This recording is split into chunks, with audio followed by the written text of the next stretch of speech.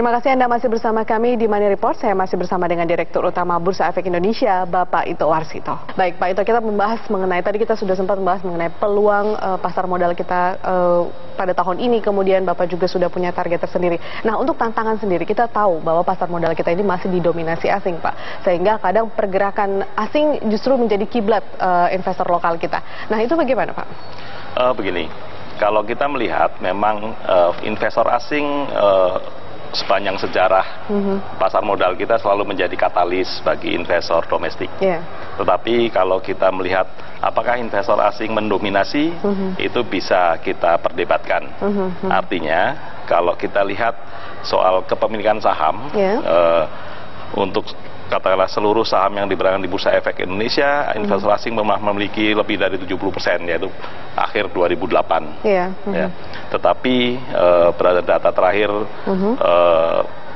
tahun 2015 ini, Maret 2015, kepemilikan mereka sudah turun ke 65%. Itu dari segi komposisi persentase ya. Tapi kalau dari segi nilai, per akhir 2008 itu 70 itu kapitalisasi pasar Bursa Efek Indonesia hanya 1.000 triliun. Sekarang sudah lebih dari, sekarang sekitar 5.300 triliun gitu ya. Nah, jadi nilainya sekarang jauh lebih besar. Jauh lebih besar. Tapi meskipun begitu Pak, dengan kemudian komposisi asing yang masih jauh lebih besar, kita tahu kondisi global juga masih tidak ada kepastian begitu, yang kita khawatirkan kemudian pada saat ada sentimen negatif dari luar, kemudian asing berbondong-bondong menarik dananya keluar, ya itu bisa mengganggu kemudian kinerja indeks kita. Apakah seperti itu Pak kondisinya? Itu sebenarnya tidak perlu dikhawatirkan.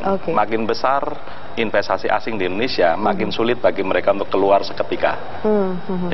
Kalau kita lihat di tahun 2008, semua media mengabarkan bahwa investor asing kabur dari Indonesia, artinya mereka keluar dari Indonesia. Tetapi statistik perdagangan menunjukkan bahwa di tahun 2008 mereka malah menambah investasinya secara neto. Artinya mereka lebih banyak membeli daripada menjual. Artinya kita masih memiliki daya tarik juga bagi investor asing. Tentu. Apa ya? Itu dan tadi sebenarnya dominasi asing karena kita selalu menghitungnya dari total saham yang diperdagangkan. Kalau dari total kapitalisasi pasar, investor asing itu sekarang hanya memiliki sekitar 38%. Artinya mereka masih lebih banyak orang Indonesia yang kita memiliki juga dibanding orang asing. Khawatir untuk itu. Jadi tidak perlu khawatir. Yang kedua, dalam perdagangan sehari-hari, investor asing itu hanya sekitar 41% dari total nilai perdagangan. Artinya 59% secara rata-rata masih didominasi oleh investor domestik. Nah, memang tantangannya bagi Bursa Efek Indonesia dan juga tentunya pasar modal Indonesia adalah membangun kapasitas investor domestik. Dan itu yang selalu dilakukan oleh Bursa Efek Indonesia melalui program edukasi. Kalau kita bandingkan katakanlah dengan akhir Juni 2009, waktu itu jumlah rekening saham yang terdaftar di KSEI yang aktif, artinya ada sahamnya dan ada uangnya, itu hanya sekitar 160 ribuan. Sekarang sudah lebih dari 500 ribu, artinya sudah ada kenaikan 3 kali lipat lebih. Itu kebanyakan investor retail. Jadi kita sebetulnya cukup punya harapan bahwa makin ke depan pengetahuan masyarakat Indonesia tentang investasi di saham akan semakin meningkat, sehingga mereka akan menjadi investor saham juga. Artinya sosialisasi terus dilakukan dari pihak pasar modal sendiri, kemudian dari pihak Bursa Efek Indonesia sendiri ya Pak ya, terhadap sejumlah investor. Betul, kalau boleh saya jelaskan sebetulnya program sosialisasi dan edukasi kita itu targetnya banyak. Pertama adalah tentunya masyarakat umum, publik ya. Yang kedua mahasiswa. Di mahasiswa itu kami sekarang sudah mendirikan mungkin lebih dari 120 galeri investasi di kampus-kampus tersebar di seluruh Indonesia. Itu sasarannya tentunya mahasiswa. Yang kedua, untuk anak-anak sekolah lanjutan atas, itu Bursa Efek Indonesia bekerja sama dengan Kementerian Pendidikan Nasional dulu, sekarang Kemendikbud ya. Dan sampai sekarang masih terus bekerja sama begitu? Masih terus. Itu memasukkan subjek pasar modal ke dalam mata pelajaran ekonomi yang diajarkan di SMA. Untuk kelas SMA ini setiap tahun kami menyelenggarakan apa yang disebut Olimpiade Pasar Modal Nasional. Antusiasmenya seperti apa itu, Pak? Antusias sekali karena dari 34 provinsi selalu ada wakilnya. Artinya itu sistemnya kan kompetisi. Pertama kompetisi di level provinsi, juara-juara provinsi yang kita undang ke Jakarta dengan biaya Bursa Efek Indonesia untuk bersaing di level nasional.